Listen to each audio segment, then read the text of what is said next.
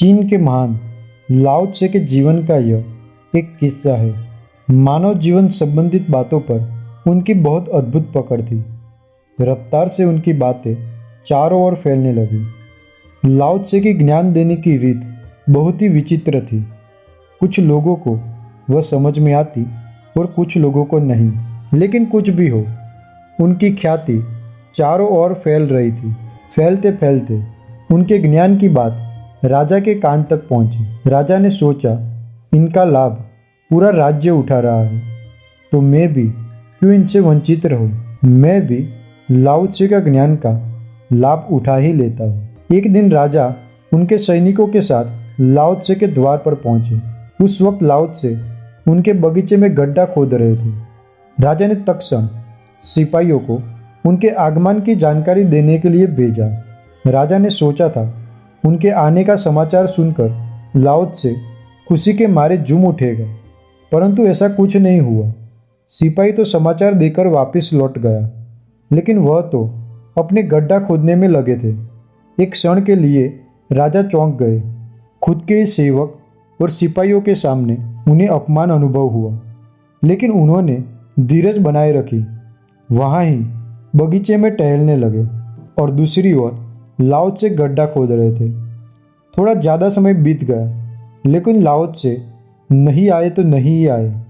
राजा तो बहुत ही क्रोधित हुए। यह फकीर है कि पागल। कोई खास काम कर रहा होता, इबादत कर रहा होता तो समझ में भी आता, लेकिन यह तो गड्ढा खोद रहा है और फिर भी राह दिखा रहा है। एक क्षण के लिए तो राजा के मन में हुआ कि वापस चला जाओ। फिर बाद में उन्होंने सोचा, जब इतनी दूर आया ही हूँ तो मिलके ही जाता हूँ। बेचैनी के मारे राजा और जल्दी से टहलने लगे। इतने में लाओ त्से अपना कार्य समाप्त करके राजा के पास आए। राजा को अभिनंदन भी किया और माफ़ी भी मांगी। अंदर आकर आराम से विराजमान होने का निवेदन भी किया, लेकिन राजा क्रोध में थे। उन्होंने लाओ त्से के आग्रह को कोई महत्व नहीं दिया। उल्टा वही खड़े खड़े उनके ऊपर गुस्सा होते हुए बोले, आया तो था मैं ज्ञान लेने, लेकिन अब मुझे उससे कुछ लेना देना नहीं। मुझे यह बताओ कि इतने सामान्य काम के लिए आपने मुझे इतनी राह क्यों दिखाई।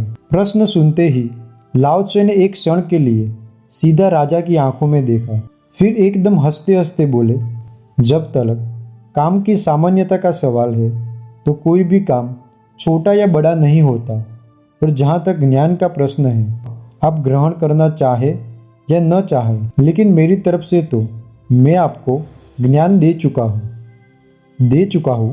अभी तो बातचीत भी नहीं हुई, अभी तो कुछ पूछा भी नहीं, और यह कह रहा है कि मैं तो ज्ञान दे चुका हूँ। यह सच में पागल है। फिर भी राजा की उत्सुकता तो जागी हुई थी। ऊपर से ज्ञान दे चुका हूँ, यह सुनकर राजा के अंदर नई उत्सुकता बढ़ गई। अब तो वह सोच में पड़ गए कि क्या ये सच में पागल तो नहीं। उलझन में से निकलने के लिए राजा ने बहुत ही गंभीरतापूर्वक लाओ त्से से पूछा, बताओ कि आपने क्या ज्ञान दिया है।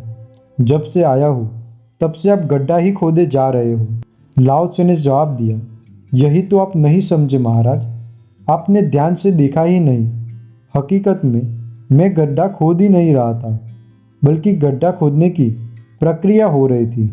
अगर आप ध्यान से मेरे गड्ढे खोदने की पूर्ण तल्लीनता को देख लेते तो आप सीख जाते, क्योंकि जीवन में ऐसी तल्लीनता को बात करते हुए दूसरा कुछ भी सीखने जैसा नहीं है। अगर आप जीवन में बड़ी सफलता चाहते हो तो कार्य और क्रिया का संबंध अच्छे से समझ लेना चाहिए।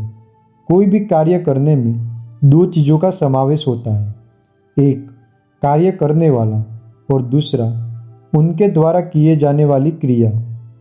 और इसे प्रकृति की त्रिगुणी आधार में 3 भागों में विभाजित करूं तो अधिकांश समय कार्य करने वाला तो होता है, लेकिन उसकी क्रिया पर बिल्कुल भी ध्यान नहीं होता।